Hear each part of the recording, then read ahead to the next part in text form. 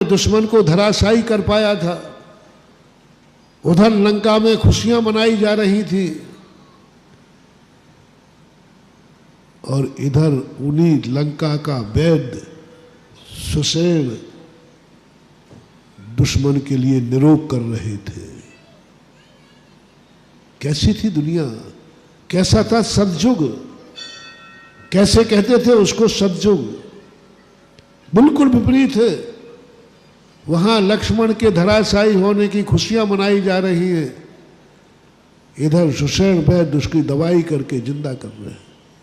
भूल गए सब कुछ। इसलिए वैद्य को संसार का दूसरा भगवान कहा जाता है, सेकंड गॉड। संसार में एक भगवान तो परमात्मा है और पृथ्वी का देवता, पृथ्वी का कोई भगवान है तो उसका नाम है वैद्य, जो इतना निस्वार्थ होता है कि यदि उसके सामने दुश्मन भी आ जाए, उसके प्राण लेने वाला भी आ जाए, लेकिन वो उसको दवाई ही देगा। आजकल तो हम क्या कहें, हमारे देश के दुर्भाग्य हैं, ये दो चीजें अंग्रेजों ने खत्म कर दी। अंग्रेज तो चले गए लेकिन हमें खोखला करके गए। अंग्रेजों ने सबसे बड़ा नाश किया है हमारे देश का, दो चीजें मुख्य रूप से। एक चीज जो है, हमारे यहाँ औषधि दवाई थी, औषधि दान कहलाता है। औषधि धंधा नहीं था, व्यापार नहीं था, कोई बदले में पैसा नहीं लेता था, कोई पैसा नहीं था। राजा आजीविका देता था, रोग ठीक हो जाए तो उसके बदले कुछ ना कुछ लोग दे देते, भेंट देते थे, भेंट देते थे।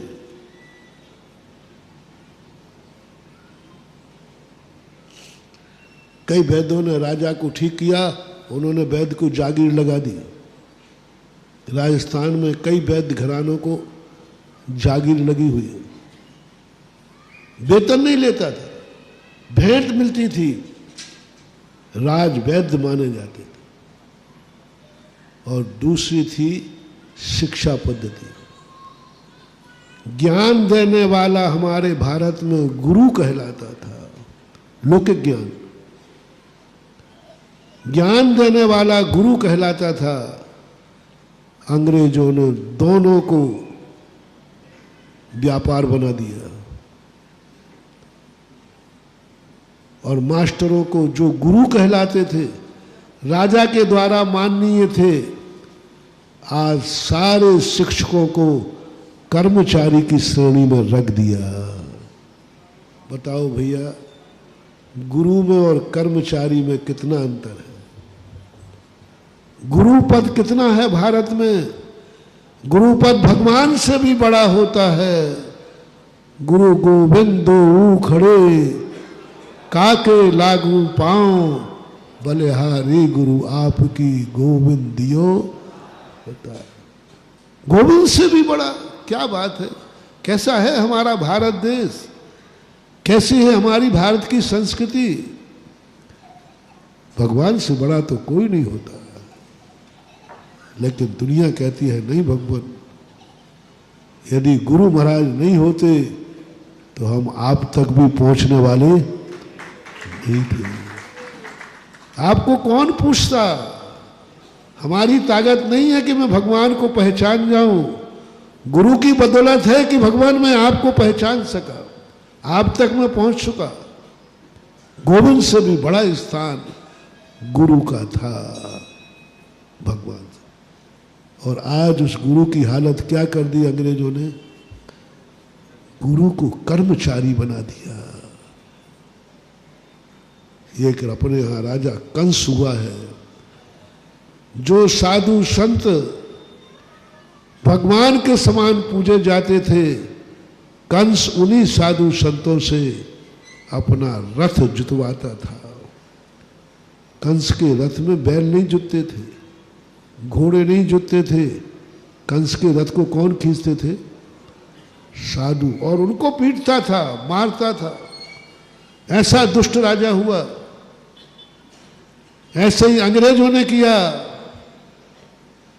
कि इनका जब तक उनके यहां निर्णय हुआ था, जब तक भारत देश में गुरुओं की परंपरा रहेगी तब तक भारत देश को कोई नहीं मिटा सकता, क्योंकि भारत देश की शक्ति भगवान नहीं, भारत देश की शक्ति थी गुरु। भारत देश की शक्ति थी गुरु।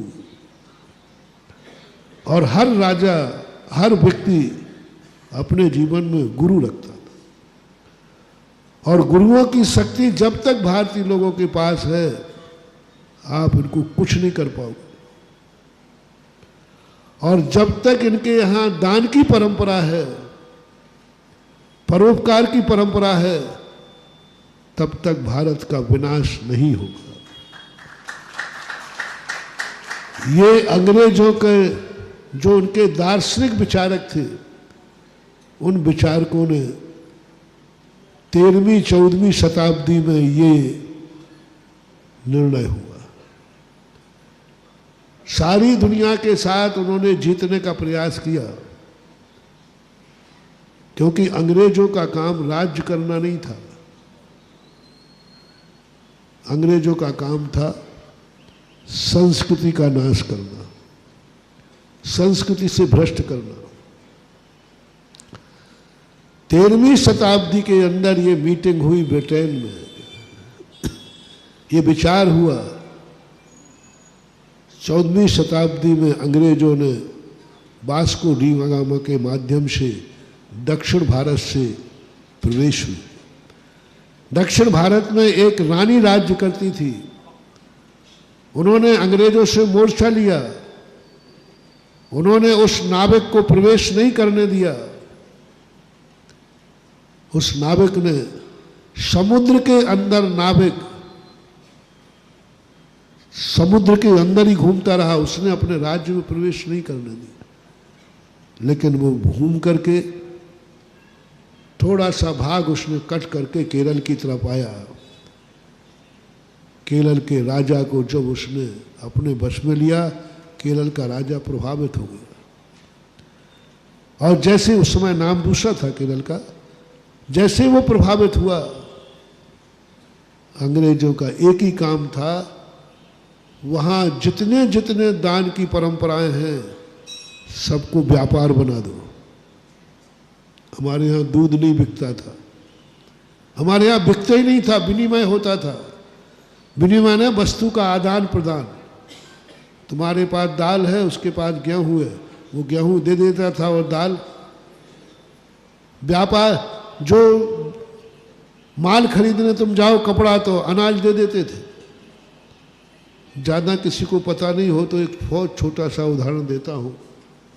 कोई गांव के लोग बैठे हो, अशोक नगर भी तो गांव ही तो था, बड़ा दुनिया, पछार पछार पछार। वो कुल्फी बेचने वाला आता था ना, तो पैसा नहीं, गेहूं चना दे करके कुल्फी लेता था। बहुत छोटा सा उदाहरण है।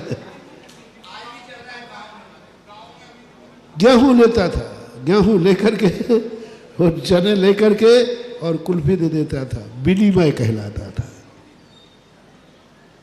हमारे यहाँ जितने भी सेवक थे, नाई, खाती, विश्वकर्मा, इनको पैसा नहीं दिया जाता था। साल भर में नाई को बंधा हुआ था, कोई पैसा नहीं। साल भर में 2 बार 3 बार उसको अनाज दिया जाता था। खाती को अनाज दिया जाता था, विश्वकर्मा को अनाज दिया जाता था, धोबी को अनाज। विनिमय, वो सेवा करता था, उन्हें वस्तु दे दी जाती थी। ये विनिमय कहलाता था। अंग्रेजों ने कहा इसको मुद्रा में बदल दो, व्यापार में बदल दो। और जिस दिन भारत का सारा दान परंपरा, विनिमय परंपरा व्यापार में बदल जाएगी, उसी दिन भारत का नाश हो जाएगा। और जितने बड़े पद हैं, सम्मानीय पद हैं, इसको कर्मचारी में बदल दो। ये रणनीति खेली। महानुभाव तुम मुझे थोड़ा शेयर करना। आज संसार के सबसे बड़ा व्यापार भारत में किसका है? मेडिसिन। मेडिसिन आज भारत का सबसे बड़ा व्यापार है। आज एजुकेशन भारत का सबसे बड़ा। आज लोग धंधा छोड़कर एजुकेशन स्कूल खोल रहे, कॉलेज खोल रहे, कमाई है उसमें, अनाप शनाप कमाई है। आज ज्ञान दान था जो हमारे गुरु देते थे, आज वो ज्ञान दान बहुत बड़ा व्यापार बन गया और ज्ञान देने वाला कर्मचारी बन गया। गुरु कर्मचारी बन गए। अब इससे ज्यादा और क्या विनाश चाहिए? गुरु कर्मचारी बन गए, डॉक्टर कर्मचारी बन गए। और कर्मचारी तो भैया कर्मचारी होगा। कभी आप मास्टर से पूछना कि भैया आप मास्टरी क्यों करना चाहते हैं, तो क्या कहेगा वो? और पहले लोग कहते थे भाई ज्ञान क्यों देना? बोले मेरे पास जो ज्ञान है मैं किसी को देना चाहता हूं जिससे ज्ञान दुनिया से खत्म ना हो। कर्मचारी कभी भी तुम्हारे साथ ईमानदारी नहीं बरतेगा, वो अपनी आजीविका कमाएगा। इस कारण इस देश की जो स्थितियां बिगड़ती जा रही है और उसके कारण से हमारी गरिमा खत्म होती जा रही। फिर भी हम लोग अभी पुनः स्थापित करना चाहते हैं। पुनः हम संस्कार दे सकते, हम कानून नहीं बदल सकते, हम कर्मचारी को गुरु नहीं बना सकते हैं, लेकिन कर्मचारी के विचार तो गुरु के कर सकते हैं। हम नहीं बदल सकते कि टीचर को कर्मचारी में नहीं रखा जाएगा, वो गुरु है, टीचर ही मंजूर नहीं करेंगे। टीचरों से कह दिया जाए आज के बाद कोई कर्मचारी नहीं रहेगा, कोई सरकार से वेतन नहीं लेगा, जिनको तुम पढ़ाओगे वो तुम सारे कर्मचारी हमारे विरोध में हड़ताल कर दें, हम उनको गुरु बनाएंगे, पर वो गुरु बनने को तैयार नहीं है क्योंकि संस्कार। कोई बात नहीं, मत बनो, लेकिन कम से कम विचारों को तो गुरु रखो।